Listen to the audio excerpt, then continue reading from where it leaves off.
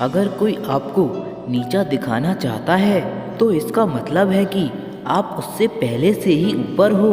जिंदगी जीने के लिए मिली है, इसे लोग क्या सोचेंगे यह सोचने में बर्बाद मत करो। किसी के बुरे वक्त में उसका हाथ पकड़ो, सहारा दो और उसे हिम्मत दो, क्योंकि बुरा वक्त तो थोड़े समय में चला जाएगा, लेकिन वो आपको दुआ जिंदगी भर देता रहेगा। मनुष्य सुबह से शाम तक काम करके उतना नहीं थकता जितना चिंता और क्रोध की एक क्षण में थक जाता है। संबंध परमात्मा से अच्छे बना लो तो तुम्हें किसी की जरूरत नहीं पड़ेगी और तुम खुद सबकी जरूरत बन जाओगे। सलाह देने तो हजारों आते हैं, लेकिन जब साथ देने की बारी आती है तब केवल भगवान आते हैं। जीतने के बाद तो सारी दुनिया गले लगाती है, लेकिन हारने के बाद जो गले लगाता है सिर्फ वही अपना होता है। हर करीबी इंसान को अपना राज मत बताओ, क्योंकि जो आज आपके साथ है वो कल आपके खिलाफ भी हो सकता है।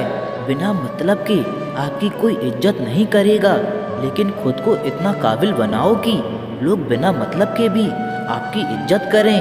भगवान कहते हैं, सोने से पहले तुम सबको माफ कर दिया करो और तुम्हारे जागने से पहले मैं तुम्हें माफ कर दूंगा। भगवान ऑक्सीजन की तरह हैं, जिन्हें आप देख नहीं सकते, लेकिन उनके बिना आप रह भी नहीं सकते। कोई और तुम्हारी मदद नहीं कर सकता, अपनी मदद स्वयं करो। आप ही खुद के सबसे अच्छे मित्र हैं और सबसे बड़े दुश्मन भी। इंसान तब समझदार नहीं होता जब वो बड़ी बड़ी बातें करने लगे, बल्कि समझदार तब होता है जब वो छोटी छोटी बातें समझने लगे। आप किस समय सही थे इसे कोई याद नहीं रखता, लेकिन आप किस समय गलत थे इसे सब याद रखते हैं। सब दुख दूर होने के बाद ही मन प्रसन्न होगा, ये आपका भ्रम है। मन प्रसन्न रखो, सब दुख दूर हो जाएंगे, ये हकीकत है। किसी भी व्यक्ति की कोई भी बात बुरी लगे तो दो तरह से सोचो। यदि व्यक्ति महत्वपूर्ण है तो बात को भूल जाओ, और बात महत्वपूर्ण है तो व्यक्ति को भूल जाओ।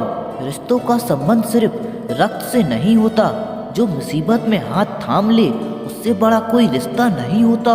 भगवान कहते हैं, तुम सब कुछ मुझे सौंप दो, सारा दर्द परेशानी, और बिल्कुल हल्के होकर मुझे याद करो। धीरे धीरे तुम्हारा जीवन खुशियों में बदल जाएगा। हर रोज रात को सोने से पहले भगवान को अपनी पूरी दिनचर्या बता के सोएं। अगर आपके द्वारा किसी का दिल दुखा है तो मन ही मन उससे माफ़ी मांगे, और अगर आपका किसी ने दिल दुखाया है तो उन्हें माफ़ करके सारी चिंताएं भगवान को सौंप कर सो जाएं। यकीन मानिए, इससे आपकी ज़िंदगी खुशनुमा बन जाएगी। क्रोध में बोला एक शब्द इतना जहरीला हो सकता है कि आपकी हजार प्यारी बातों को एक मिनट में नष्ट कर सकता है।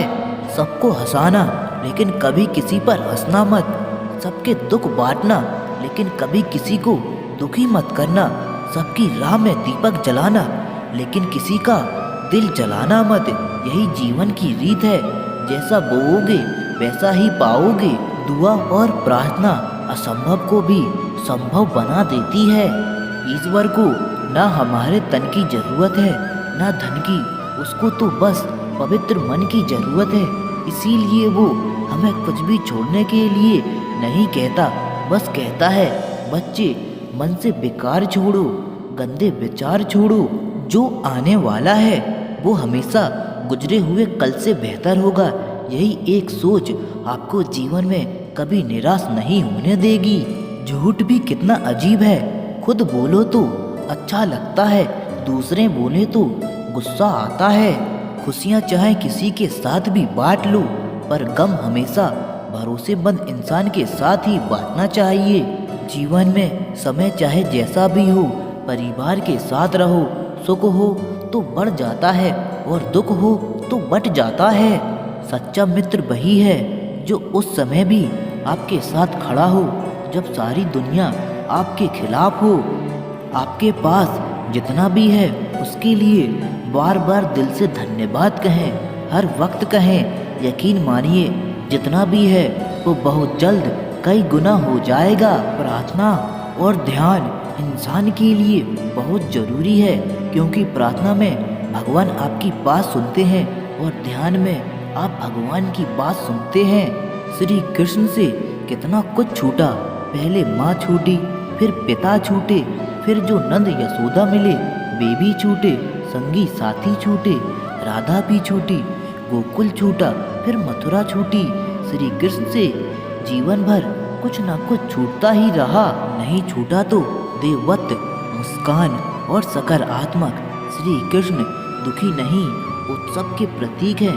सब कुछ छूटने पर भी कैसे सुख रहा जा सकता है, यह श्री कृष्ण से अच्छा कोई नहीं सिखा सकता। इसीलिए हमेशा खुश रहें, सदा मुस्कुराते रहें। जीतने का मजा तभी आएगा जब लोग आपकी हार का इंतजार करेंगे।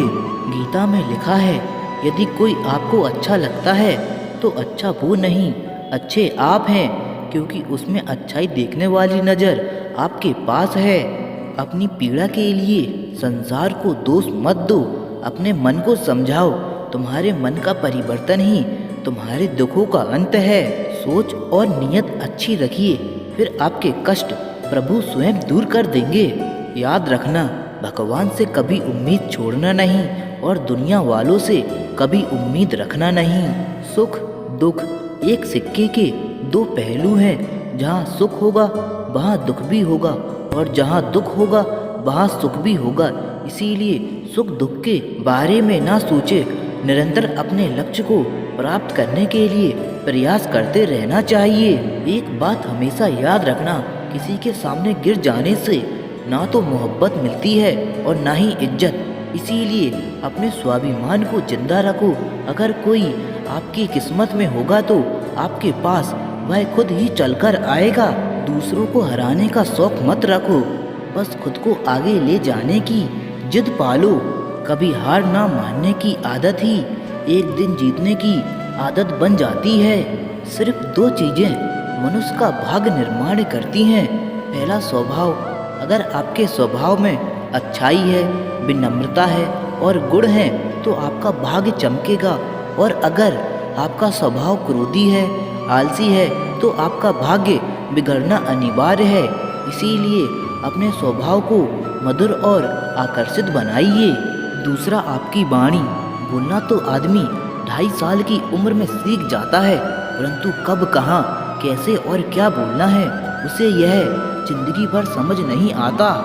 जिसे यह बोलना आ गया कि कब कहाँ कैसे और कितना बोलना चाहिए, समझ लो उसे सफल होने से कोई नहीं रोक सकता है। पिता से बड़ा कोई सलाहकार नहीं, माँ की छाँव से बड़ी कोई दुनिया नहीं, भाई से अच्छा कोई भागीदार नहीं और बहन से बड़ा कोई शुभचिंतक नहीं।